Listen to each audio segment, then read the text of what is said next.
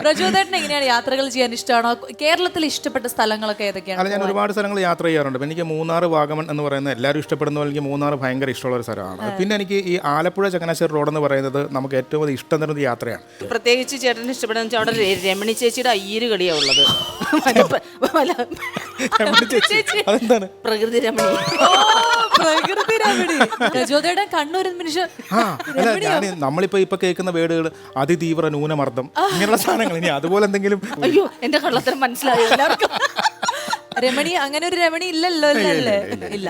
ഈ പ്രചോദേട്ടന്റെ കാര്യം പറയുമ്പോഴേ എനിക്കൊക്കെ എപ്പോഴും മനസ്സിൽ വരുന്ന ഒരു കാര്യമുണ്ട്. ഏതൊരു ഡയറക്ടറിന്റെയും ഏതൊരു തിരക്കഥാകൃത്തിന്റെ മനസ്സിൽ ആദ്യം ഒരു കല്യാണച്ചക്കൻ വന്നു കഴിഞ്ഞാൽ പ്രചോദ്.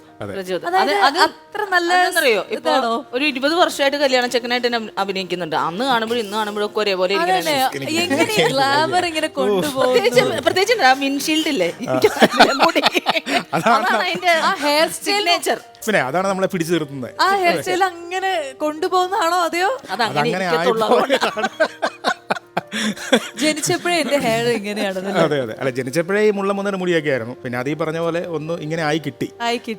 അപ്പൊ ഈ കല്യാണ ചെക്കൻ ആവാനായിട്ട് ഒരുപാട് അവസരങ്ങൾ വന്നല്ലോ. ഇപ്പൊ വന്നാൽ അത് ചെയ്യുവോ അതെയോ? ചെയ്യുന്നില്ല എന്ന് ഇങ്ങനെ പറഞ്ഞത് ഒരു പ്രാവശ്യം നമ്മൾ അബദ്ധത്തിൽ നിന്ന് പറഞ്ഞു, ഇനി കല്യാണ ചെക്കന് വിളിക്കരുതെന്ന് പറഞ്ഞു പോയി. പിന്നെ കല്യാണ ചെക്കൻ നല്ല ഒരു വേഷത്തിന് വിളിക്കാതെ. അതുകൊണ്ട് കല്യാണ ചെക്കനെങ്കിൽ കല്യാണ ചെക്കൻ, കല്യാണ ചെക്കനെങ്കിൽ കല്യാണ ചെക്കൻ, ഏത് വേഷം കിട്ടിയാലും നമ്മൾ ചെയ്യും.